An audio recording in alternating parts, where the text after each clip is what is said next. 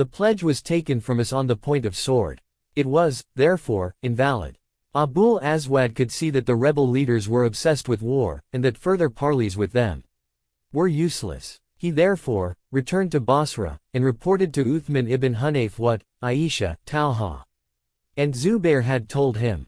The rebel leaders had made no secret of their intentions, but Uthman ibn Hunayf did not have a strong army, and knew that he could not defend the city against them. Therefore, when they appeared at the city gates, he opened negotiations with them. The two parties agreed that until the arrival of Ali, the rebels would not do anything to disturb the existing arrangement, and Uthman ibn Hunayf would continue to act as governor of Basra. But hardly 2 days had passed when the rebel leaders violated the truce. Their army attacked the city at night, and took it by storm, and once it was within its walls, it appeared to go berserk. The soldiers spread into the city and killed 600 Muslims, including 40 in the Great Mosque itself. Talha and Zubair forced their way into the governor's house, where they captured Uthman ibn Hunayf and killed those who tried to defend him. They wanted to kill him also, but he told them that if they killed him, then his brother, Sel ibn Hunayf, who was the governor of Medina, would kill all their relatives living in that city, in reprisal. They, therefore, had to curb their urge to kill the venerable friend of Muhammad. But they beat him up, plucked out all the hair on his head, his eyebrows and his beard, and drove him out of Basra. He managed, somehow, to reach the camp of his master, and staggered into his presence, more dead than alive. Ali was deeply aggrieved to see Uthman ibn Hunayf in the state in which Talha and Zubair had sent him. He could hardly recognize him. He tried to comfort the old friend of Muhammad Mustafa with his tears. The rebel army was now in possession of the city of Basra. It had succeeded in realizing its first aim. Its leaders expelled all friends and supporters of Uthman ibn Hunayf from the city if they did not kill them. Murder of Muslim ibn Abdullah and Talha. Ali, however, still hesitated to fight, and decided to make one more attempt to rescue peace. He sent a young man, one Muslim ibn Abdullah who was noted for his piety, with a copy of the Quran, to appeal to the enemy to submit the dispute to the judgment of God, and to uphold peace in the name of the sanctity of Muslim blood. Standing in front of the enemy host at close range, Muslim ibn Abdullah opened the Quran, and said, "I will read a passage from the Book of God so that you will know what are His commandments and prohibitions." His speech, however, was interrupted by the archers of the enemy who shot arrows at the copy of the Quran he was reading. While he was trying to protect the copy of the Quran, one of the servants of Aisha crept up toward him, attacked him and killed him. The body of Muslim ibn Abdullah was brought before Ali, and was placed on the ground. Ali was lamenting his death when another body, that of one of his warriors who was shot and killed with arrows by the army of Basra, was brought before him. He tried to remove the arrows from the body, but he had not removed many when more bodies of his soldiers, riddled with arrows, arrived and were stacked before him in full view of the two armies. The rebels were practicing archery at Ali's army. Tabari says in his History, Volume 3, page 522 that when Ali saw these bodies in front of him, he said, "Now it is lawful to fight against them." Then Ali lifted his hands toward heaven and prayed, "O Lord, be thou a witness that I have left nothing undone to preserve peace among Muslims. Now there is no choice left for me but to allow my army to defend itself from unprovoked attacks. We are thy humble servants. Bestow thy grace and thy mercy upon us. Grant us victory over the enemy, but if it is thy pleasure to grant it to him, then grant us the crown of martyrdom." Ali concluded his prayer, and then turning toward his troops, addressed them thus just before giving them the signal to fight. "O Muslims, do not be the first to strike at your adversary, let your adversary be the first to strike at you. Once he does, then you must defend yourselves. If God gives you victory over your enemies, then remember that they are also Muslims. Therefore, do not kill the wounded among them. If they run from the field, do not pursue them, and let them save their lives. If you capture prisoners, do not kill them. Do not mutilate the dead, and do not rob them of their armor or weapons or other valuables which you may find on their persons. Do not plunder their camp, and do not molest their Women even if they use foul and abusive language against you or your leaders. But above all things, do not be unmindful, at any time, of the presence of your Creator in your life. You are in His sight every moment. The two armies then charged at each other. The rebels had already lost Zubair, one of their two generals, through desertion. The other general, Talha, was also destined to meet a fate like Zubair's. Abul Fida, the historian, says that Marwan asked his servant to cover him so that he would not be seen. When the servant covered him, he strung an arrow to his bow, aimed it at Talha, and said to his servant, "I saw this man Talha during the days when Uthman was besieged in his house. He was inciting and urging the crowd to enter the house, and to kill him. But today he wants vengeance for his blood. How touching! He truly loved Uthman. Here, I will give him a reward for that love. He richly deserves a reward. After all, such love must not go unrewarded." Marwan released the arrow. It was a fatal shot that caught Talha in the thigh, and he limped to his death. In the rear of the army. In the Battle of the Camel, Talha was on his horse beside Aisha when Marwan shot an arrow at him, which transfixed his leg. Then Marwan said, "By God, now I will not have to search for the man who murdered Uthman too." Conclusion. Aisha has the reputation of being highly knowledgeable in matters of religion, and she was also a muhaditha, i.e. a narrator of the traditions of the Prophet. Being so knowledgeable, is it possible that she did not know that she had no right to seek vengeance for Uthman's blood? Vengeance seeking is the business of the injured party, and imposing penalty upon the offenders is the duty of the government.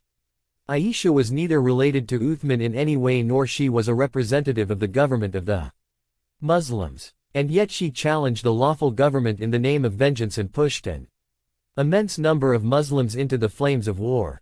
Her obsession with war made thousands of children orphans, and thousands of women widows.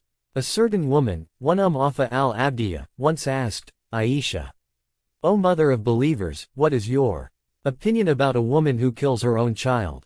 Aisha said that such a woman would be thrown into hell. Afa further asked, "What will happen to a woman who killed more than 20,000 of her children at one time and one place?"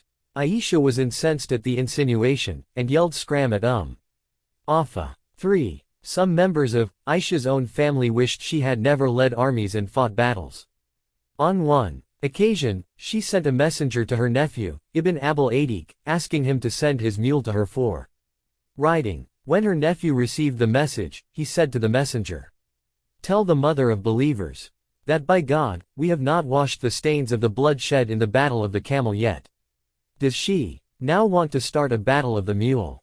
4. Ibn Abil Adiq's remark was prompted in jest. But in 669 the day actually came when Aisha rode a mule. In another campaign when the coffin of Imam Hassan was brought to the mausoleum of his grandfather, Muhammad Mustafa, for burial, Marwan ibn al-Hakam and other members of the Banu Umayyah appeared on the scene, in battledores. They were going to prevent the Banu Hashim from burying Imam Hassan, beside his grandfather. The Umayyads were not alone. Aisha, the mother of believers, came with them, riding a mule.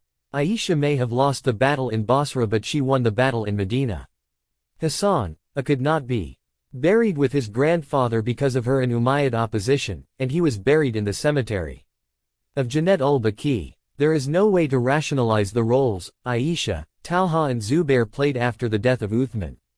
The fact that they were famous personalities in the history of the Muslims does not change or affect the roles they played. An error does not become less reprehensible because some important person committed it. An error remains an error regardless of who committed it. The wives of the Prophet were especially expected to be discreet in everything they said or did. After all, they had to be models before the Ummah of exemplary deportment and decorum. Refrained from doing so. Moreover, Uthman had sons who were his heirs and the guardians of his blood. Muawiyah stole a march on them and assumed this title himself.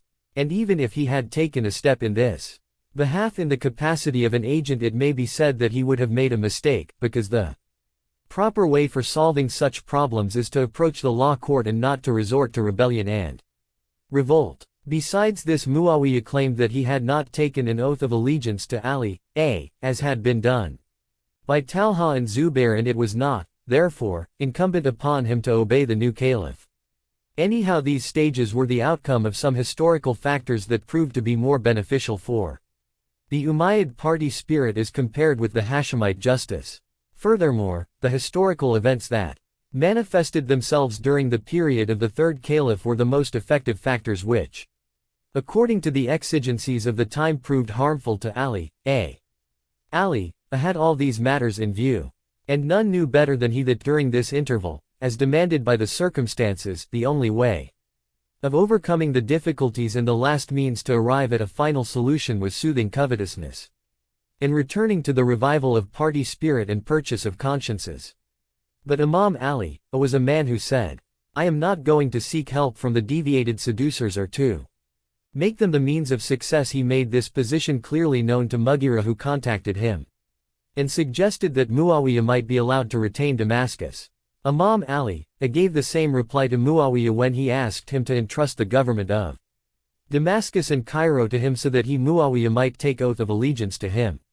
Ali rejected his request. He adopted this attitude because he considered himself under obligation to enforce Islamic principles and at the same time the path of solving the political problems in the way his contemporary politicians and those of later ages reflected upon was closed before him, and he was not neglectful of it. However, he was on his guard against treachery, deceit and bargaining, and as his conduct was peculiar to himself, he did not pay attention to the political behavior and policies of others. For this reason, and considering the rule and principle which he had in view, he did not agree to allow Muawiyah to retain Syria.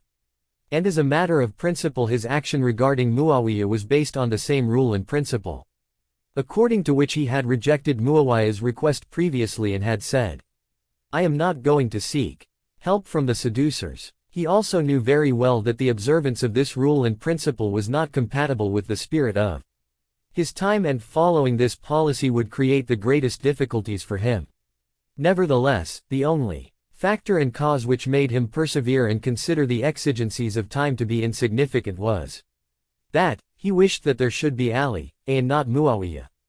Imam Ali was struggling to safeguard and enforce this principle and rule and not to attain to rulership and kingdom. He did not desire a transient victory but wished to achieve a permanent and eternal victory. The clearest proof of the correctness of this claim and of his careful attention towards these things is that he said to some of his companions who were showing much humiliation before him, "I know with which factor and means I should make you obey me.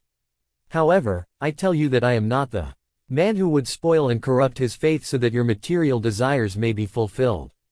Yes, the crux of the matter is that Ali was campaigning against immorality, mischief, indecency, and corruption, and in this struggle which he had undertaken against moral vices and to uproot indecency and uncleanness from the souls of the people, he did not exempt even those of his friends and kinsmen in whose nature this ailment had penetrated. In short, in this campaign friends and enemies were equal in his eyes, and in the circumstances, it is evident that for Muawiyah, who was drowned in intellectual and practical evils, there was no place in this organization, and he was a man who could not succeed by any other way except evil. However, the object of dwelling at length on this subject is that the genius and intelligence which has been attributed to Muawiyah, and his extraordinary efficiency and competence about which much has been said, is all exaggeration and idle talk. In fact, the entire success of this man was indebted to those very fictitious qualities mixed with mischief and evil in such successes and victories as are the consequences of such vicious practices. Another important point in this connection is that the apparent successes of Muawiyah certainly sprang from the perseverance and steadfastness of Ali in protecting the principles and elements of truth. It is evident that persons who were after worldly gains and pleasures and could not achieve their ends by associating with Ali, naturally turned to Muawiyah to secure their goals. Incidentally, this aspect of the matter should also be made clear that the atmosphere preceding the rulership of Ali had distracted the people from true Islamic principles, and matters had taken such a turn that it was said, "Only that person who is dominant and powerful has a right to live," and predominance and victory can only be gained under the shadow of accumulation of wealth, hoarding Seizing an opportunity, enlargement of influence and acquisition of the objects of desire. It is apparent that if, in these circumstances, Ali had resorted to diplomacy, he could have very easily eliminated the gains